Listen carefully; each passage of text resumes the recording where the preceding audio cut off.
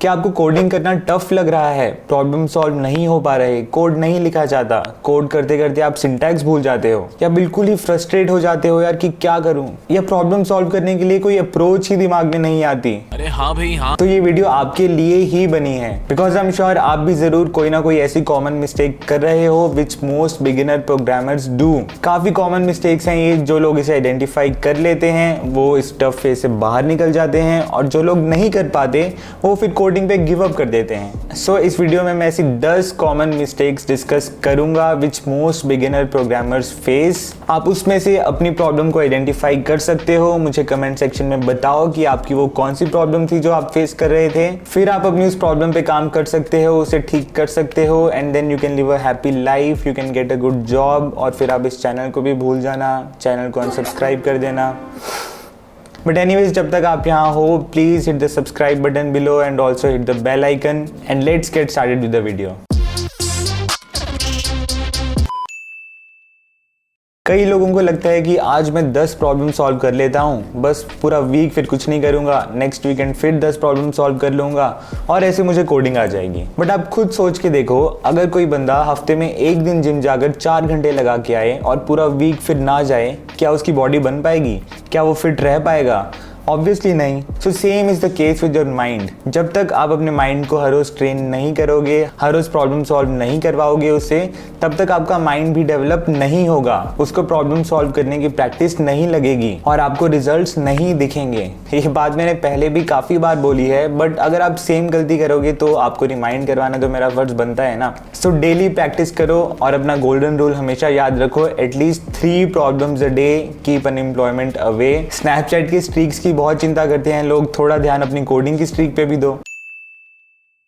देखो ऑनेस्टली आजकल बहुत ज़्यादा कोर्सेज आ गए हैं मार्केट में, बहुत ज़्यादा प्लेटफॉर्म्स हैं जिस पे जाके कोड कर सकते हैं, तो आपके लिए काफ़ी कंफ्यूजिंग रहता होगा कि कहाँ पे जाके कोड करें, कौन सा कोर्स लें। I can understand it's very confusing. Interview bit करें या कोड शेफ करें या कोड फोर्सेस करें, लीड कोड करें, क्या करें? अगर हम करें तो करें क्या? कंफ्यूजन तो बहुत है, और आप शायद फिर 10 या 15 हज़ार रुपये लगा के कोई कोर्स ले लेते हो और फिर आपको कोई आपका फ्रेंड बोल देता है कि यार ये नहीं, ये वाला कोर्स लेना था, ये वाला बेटर है, तो फिर आप थोड़े और कंफ्यूज हो जाते हो, थोड़े और डिमोरलाइज हो जाते हो। सो इस वीडियो में मैं आपको कोई कोर्स रेकमेंड नहीं कर रहा या कोई मैं आपको प्लेटफॉर्म रेकमेंड नहीं कर रहा। आई विल जस्ट से, आप जो भी कोर्स लेते हो, पेड या अनपेड, उसको आप अच्छे से फॉलो करो। इधर उधर की बातों पे ध्यान मत दो। जो भी आपका कोर्स है उसे स्टार्ट से लेके एंड तक आप कंप्लीट करो, क्योंकि ऑनेस्टली सब कोर्सेज में बहुत ज़्यादा कोई डिफरेंस नहीं होता, और जिस भी प्लेटफॉर्म पे आप कोड कर रहे हो उसी पे आप कंटिन्यू करो। अगर वो खत्म हो जाए देन आप नेक्स्ट पे मूव करो, क्योंकि रेस जीतने के लिए सीधा सीधा भागना पड़ता है। बार बार आप इधर उधर लेन चेंज करोगे तो you will and up nowhere. So have trust in your course, have trust in your platform and have trust in yourself.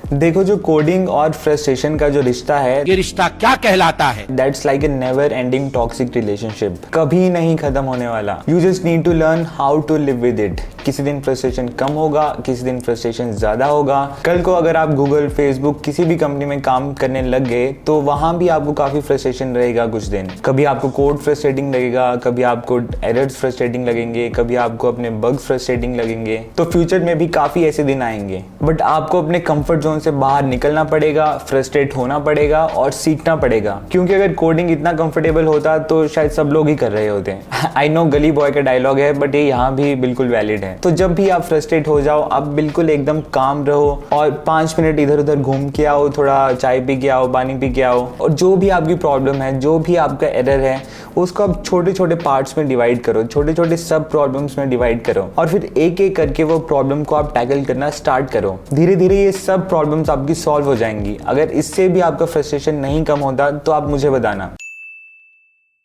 C++ करें या जावा करें या पाइथन करें या C++ करें, सी ही कर लें क्या? यही लैंग्वेज की कंफ्यूजन काफ़ी लोगों को कोडिंग करना स्टार्ट ही नहीं करने देती। और अगर हम एक लैंग्वेज चूज भी कर लेते हैं तो काफ़ी हमारे मन में डाउट रहता है कि यार हमने पता नहीं सही डिसीजन लिया भी है या नहीं लिया, और हम किसी और को देख लेते हैं कोई और लैंग्वेज करते हुए, फिर वो डाउट और बढ़ जाता है। But the truth is language से कोई बहुत ज़्यादा फर्क नहीं पड़ता। लैंग्वेज सीखने के पैसे नहीं है, आपके लॉजिक बनाने के और आपके प्रॉब्लम प्रॉब्लम सॉल्विंग के पैसे हैं। ज्यादा डिटेल में मैंने लैंग्वेज के बारे में बात एक अलग वीडियो में की है, बट सिंपल सी बात ये है कि जावा, C++ या पाइथन, आप इन तीनों में से कोई भी एक लैंग्वेज उठा लो, उसके बेसिक सीख लो और कोडिंग करना स्टार्ट कर दो। अगेन आई रिपीट, आप सिर्फ बेसिक सीख लो और कोडिंग करना स्टार्ट कर दो। आपको ज़्यादा डिटेल में जाने की ज़रूरत नहीं है लैंग्वेज के बारे में। बाकी चीज़ें आप कोडिंग करते करते ही सीख जाओगे धीरे धीरे। Trust me on this. आप जैसे जैसे कोड करते रहोगे, आप नई नई चीज़ें देखते रहोगे कोड में और आप वो सीखते जाओगे।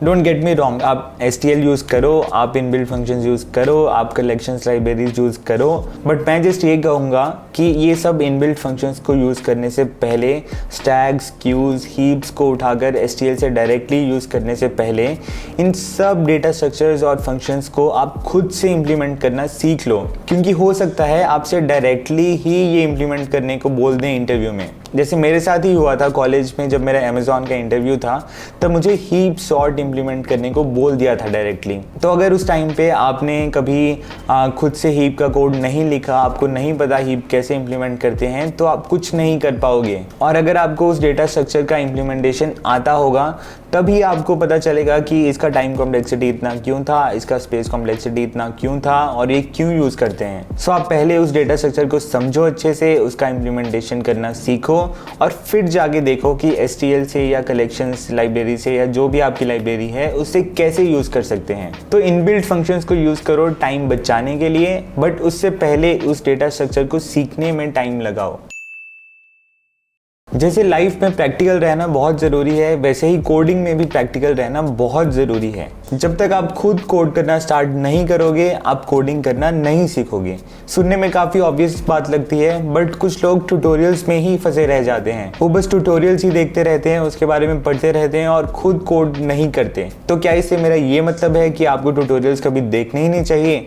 तो ऐसे हम कैसे कोई नई टेक्नोलॉजी सीखेंगे? ऐसे कैसे हम React.js, Node.js ये सब सीखेंगे? तो मैं ये नहीं कह रहा कि आपको बिल्कुल ट्यूटोरियल्स देखने ही नहीं चाहिए। ऑब्वियसली आपको देखने पड़ेंगे, कुछ नए एल्गो सीखने के लिए, कुछ नई टेक्नोलॉजी सीखने के लिए आपको देखने पड़ेंगे, बट आप जैसे उसके बेसिक्स सीखो और आप कोड करना स्टार्ट कर दो।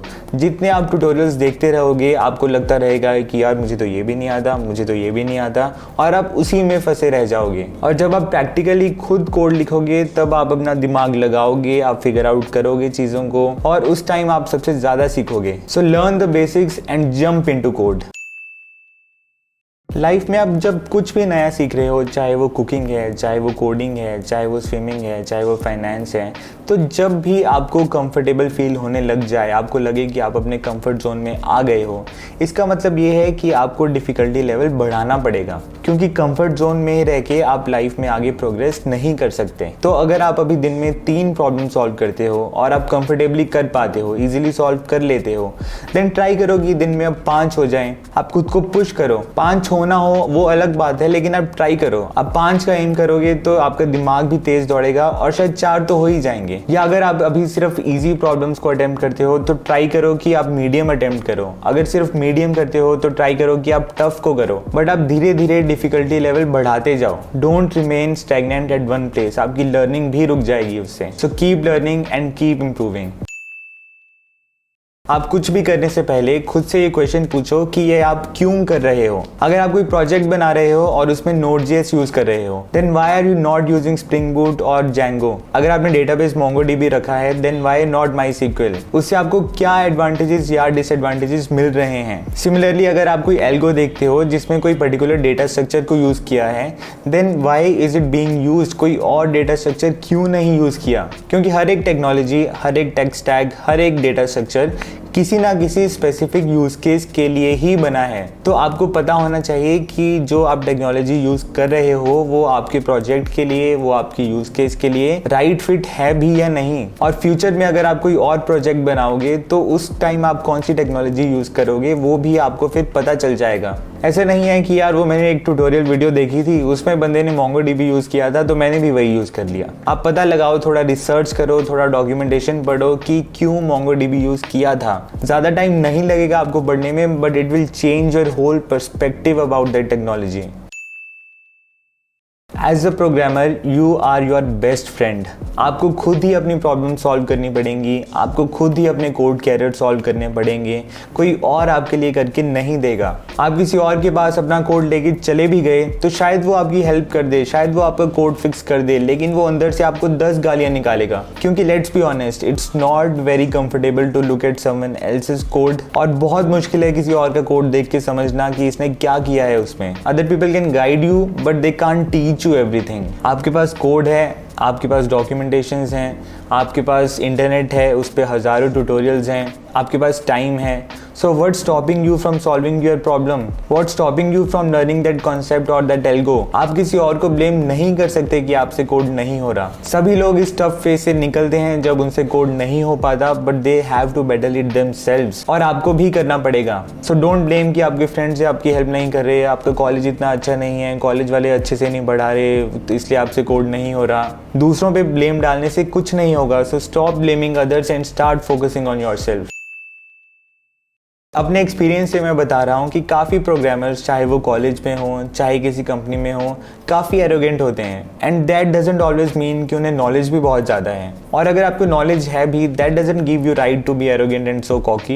एंड कॉलेज में भी होता है कि लोग थोड़ा सा वेब डेवलपमेंट सीख लेते हैं, थोड़ा बहुत DSE सीख लेते हैं और खुद को जगरभागी समझने लग जाते हैं। But you need to keep this in mind कि as a programmer you are always a student, you are always learning, और हमेशा सीखते रहने के लिए you need to be humble. और अगर आपको इतना ही आता है तो आप दूसरे लोगों की हेल्प कर दो बिना उन्हें नीचा दिखाए, बिना उन्हें बुरा फील करवाए, दैट्स इवन बेटर। और अगर आपको अभी इतना आता है तो कोई ना कोई होगा जिसे अभी इतना आता है। सो ज़्यादा किसी को एरोगेंट होने की ज़रूरत नहीं है। So crux of the whole thing is be humble, be learning always and try to help others too. So that was it for this video. I hope you liked it. मुझे comment में बताओ कि आप इसमें से कौन सी problem face कर रहे थे एंड उसे अब आप कैसे सॉल्व करोगे। And please don't forget to hit the like button and also hit the subscribe button for more such videos. You can connect with me on Instagram, you can join my Telegram group. Until next time, goodbye, keep practicing and stay safe.